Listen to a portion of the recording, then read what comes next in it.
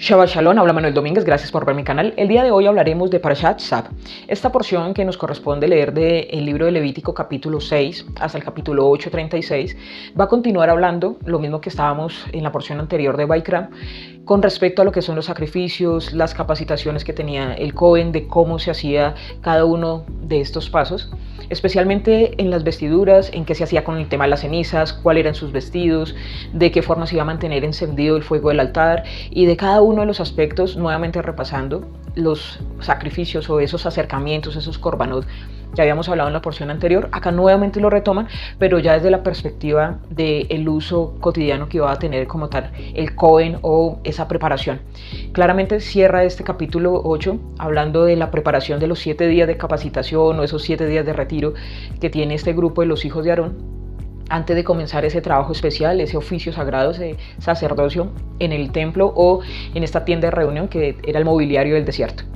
Pero ¿qué podemos aprender en esta porción? Uno es que siempre se lee para Pesach, porque va a estar muy ligado con el tema del sacrificio. Y recordemos que en Pesach estaba ese cordero que se sacrificaba o esa sangre que se puso en los dinteles de los marcos y los dinteles de las puertas en Egipto, para que el ángel de la muerte hiciera Pesach y saltara y no tocara a los primogénitos de aquellos que tuvieran la marca. No importaba si eran de Israel o si eran de algún otro pueblo o si eran de Egipto, sino aquellos que tenían la marca. Y acá va a haber también un aspecto especial de la sangre. Nuevamente habla de la prohibición de comer sangre, porque recordemos que esos acercamientos, el llevar un animal al templo, era para poder compartir. El sacrificio de la Pascua, ese cordero que era el sacrificio de la Pascua, era precisamente para poder compartir en familia. Una de las leyes de la Pascua es que se comparte y no se puede dejar nada para el otro día, al igual que estas ofrendas que se daban en el templo. Lo que quiere decir que cuando llevabas una gran cantidad o llevabas un animal un poco más grande, sí o sí tenías que llevar personas para que pudieran compartir. Y lo que nos enseña esta porción son aspectos tan prácticos en el momento, dentro de un ejercicio natural que había de una comunidad, de un aspecto religioso, de un aspecto de compartir alimentos, de tener una convivencia, de también tener resoluciones de conflicto, porque también habían sacrificios de paz donde se tenía que hablar, donde se tenía que confesar el pecado, donde había que tener esos frutos dignos de arrepentimiento, como lo que decía Yohanan.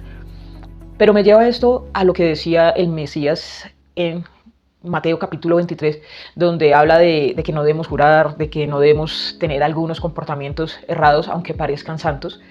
Especialmente en Mateo capítulo 23, 18, 20, donde dice que es más importante, la ofrenda o el altar que santifica la ofrenda. Y aquí vemos que todo lo que se ponía en la ofrenda, las personas tenían que poner su mano, posiblemente hacer un juramento, posiblemente hacer un voto. Y dice acá que todo lo que se haga, si se jura por esa ofrenda que estoy dando, estás jurando por el altar, y después aquí amplía que si juras por Dios, juras por el trono de Dios y por todo lo que está incluido. Y es entender que no son solamente las cosas de entregar, de dar como algún sacrificio, alguna ofrenda, el de compartir con alguien algún alimento, sino entender que esto implica algo mucho más grande, y es buscar la santificación. ¿Por qué buscarla? Porque lo estamos haciendo en un altar. Y otra vez, viendo a un aspecto un poco más moderno, ¿quiénes son los templos y dónde está el altar de nuestro templo? ¿Dónde están las cosas que colocamos? ¿Dónde están las cosas que traemos para compartir a otros? ¿Dónde está la abundancia de nuestro corazón con la cual vamos a hablar a los demás? Eso que traemos a nosotros con la intención de conectar a Dios, con la intención de traer esa luz divina al mundo, es lo que debe santificar todo. Entonces nosotros, con las cosas que traemos, santificamos todo lo que está allí. O sea, la ofrenda es santificada por el altar. Y si nosotros somos el altar y somos los templos hoy día, todo lo que nosotros hagamos va a santificar lo demás. Es por eso que también hablaban de la ropa, como hablamos en la porción anterior, hablábamos del cuidado de las prendas de vestir, hablamos también de ese cuidado que podemos tener con nuestro convivir a los demás. Había excepciones a las reglas, y digamos que la ley del holocausto era que se trajera un animal para varias personas, ya grande, una cantidad de kilos importantes, pero la persona era pobre y no podía tener esto. La opción era poder traer palomas o aves, que en este caso el Zohar habla que cuando son 2 palomas está hablando del lado derecho e izquierdo, o de arriba y abajo, y es una parte para ti, una parte para lo espiritual. También menciona 2 ángeles especiales en el Zohar, hablando de cuál domina cuál. Pero más allá de eso, lo que debemos entender es que los korbanot o esos acercamientos son eso, son momentos propicios para podernos acercar. Anteriormente, hablando de la evolución, de cómo estamos subiendo estas chispas divinas. Estamos hablando de unos aspectos animales de la Torá, pero que a hoy día, al no tener templo, al pasar del aspecto meramente físico y animal, estamos en un aspecto intelectual o emocional, dependiendo cómo lo quieras ver, tienen que afectar cada una de estas reglas, cada una de estas normas del holocausto, a cómo nos comportamos hoy en día. Y es justamente lo que aparece acá en esta porción.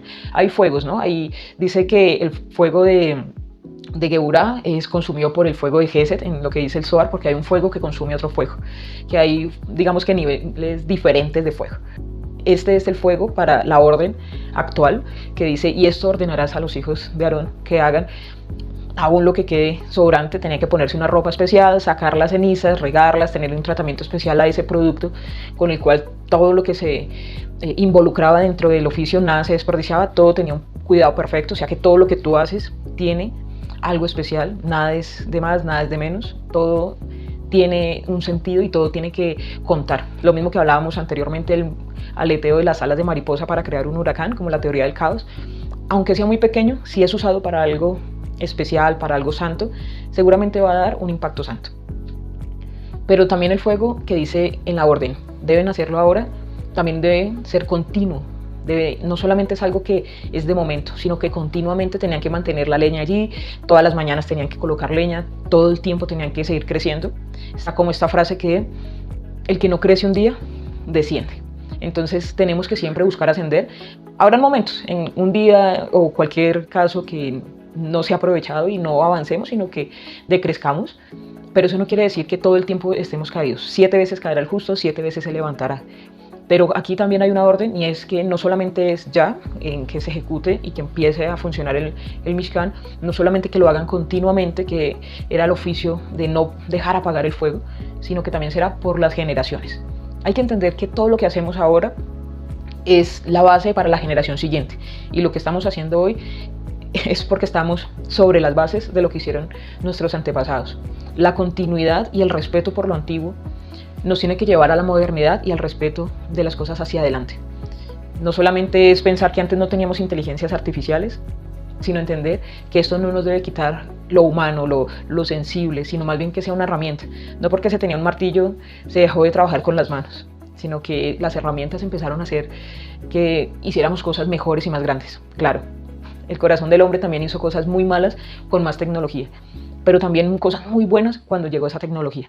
Así que la orden es, desde ya, sean un altar que sea santo, consagrado a Dios. Va a empezar el conteo del Omer, va a empezar este día de Pesach, después del descanso de Pesach, comenzará 49 días de una escalera para poder ascender todos los días y poder tener ese fuego encendido hasta llegar a un nivel donde el fuego no se apague más, donde podamos tener mayor intuición, donde podamos tener una corrección en nuestras emociones, donde podamos sanarnos, donde podamos tener la tranquilidad de que cuando traemos una ofrenda para compartir a otros, este altar va a santificarlo y que cuando lo compartamos va a ser algo muy santo.